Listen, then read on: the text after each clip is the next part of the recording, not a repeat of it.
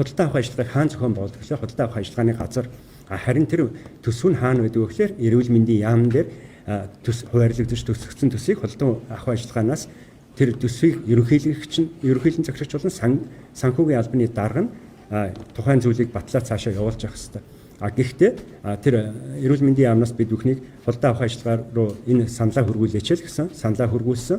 Тэр саналын дагуу авах уу, авахгүй юу, хийх үү, тендер яаж зохион байгуулахыг бол бидний холбооны асуудал биш учраас ерөнхийдөө бол энийг зүгээр шалтгаал гэж харж байгаа. За энэ шалтгааны хувьд бол бид бүхэн одоо яг нэгэнт ингэж бичих гарч байгаа учраас ерөнхийдөө бол тэгж ойлгож байна. Гэхдээ энэ бол ямар ч өөрийнх нь хийх ажлыг өрөөлнө буюу хадар судлал маш яаралтай хурдан хийгээд энэ тоног төхөөрөмжөө энэ хангалтыг хурцсгаж өгөө.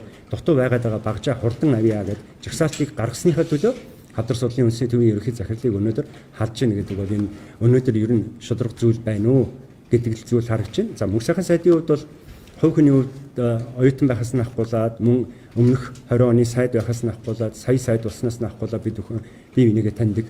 Ер нь бол маш сайн мэддэг гэж хэлж болно. Ер нь бол нэгэн л одоо энэ ажлыг өгч байгаа хувьд миний хувьд бол ажил сайн хийж байгаа хүмүүсийг улам дэмжих, харин ажил хийхгүй байгаа юм уу, ажил хийж чадахгүй байгаа тохиолдолд ер нь бол манай бүх улс төрчдөд, бүх дарга цэрэгнэрт, бүх сайдад л хамаатай. Ер нь бол ажил хийдэг хүмүүсийг л дэмжих хэрэгтэй. Харин эргэн тойрон элдв ажил цаг нөхцөө цүнх барьж байгаа тэр хүмүүсийгээ багасгаснараа Монгол улсын тэр хөгжил явна. Хажууд нь өөрийг нь магтаад байгаа, өөрийг нь сайншраад байгаа. Тим хүмүүсээр дүүрхэл юм бол цаашдаа өөрийгөө харж чадахгүй, улмаар юу хийж байгаагаа мэдэхгүй, улмаар хүн болгоно өсөргсөн нэг иймэрхүү хүн болж хувирах юм байна гэж би харж байна. Тэгээд ерөнхийдөө бол би ажлын хэсэг ирээд энэ тушаалыг өгөхт нь би мөнх сайхан сайд өөрөө ч уулзчихгүй дээ гэж би хэлсэн. Улмаар хөдөлмөрийн хуулиараа бол 1 сарын өмнө мэдэгдэх ёстой. Гэх мэтлээ олон юмаа зөрчиж байна гэж хэлсэн. Хамгийн гол нь ер нь бол зүгээр хэн нэгэн төр хуультай, төр журамтай.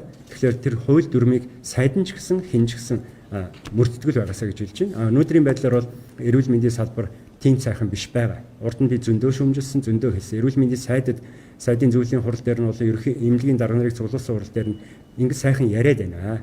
Ингэж болж байгаа юм шиг ингээд чимээгүй байлгаад иж болох байхаа. Гэхдээ нэг өдөр эн чинь дэлбэрнэ. Би бүр өөрт нь хөвчлээ хэлчихсэн. Юу гэж хэлэхээр та ингээд бүх юмыг ингээд айтайхан байгаа юм шиг байлгах гэдэг ингээд оролдоод байна. Гэтэл үгүй ээ.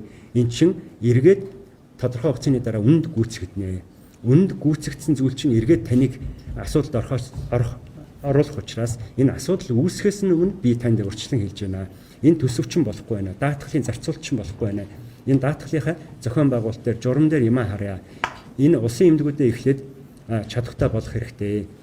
Илүүцэн тусан жүжиглэгээ буюу давхарсан тусан жүжиглэгээ гэж юу юм бэ? Энэ зүйлүүдийг эргэж хармаар байна. За би бүтэн сайдын ажил авснаас хойш бүтэн жил бас тодорхой журмуудыг өөрчилж өгөөч гэж хүссэн байгаа. Тэр журмууд хэрэгжихгүй бол сайдаа ийм асуудал байгаа шүү гэдгийг хэлж ирсэн. Даанч тэр хүсэлт буюу одоо бүтээлч санал гэдэг юм уу? Бүтээлч саналыг заавал шүүмжлэж хүлээж авч байгаа бол одоо өнөөдөр тэгээд харамсалтай байна гэж бодож байна.